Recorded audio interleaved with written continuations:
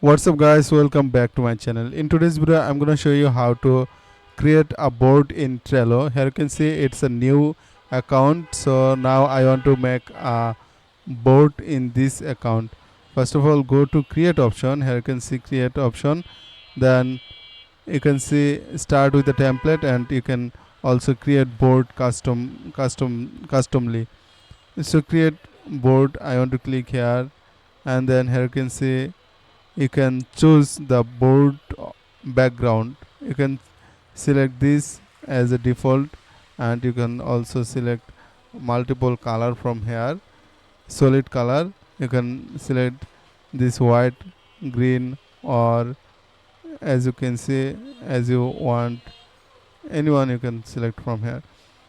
Then click write a board name or write a board title. I want to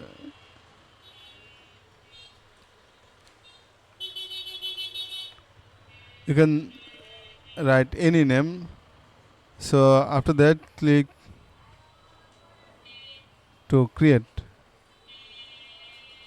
and that's it. You can create a board using this method. Thanks for watching. See you in the next video.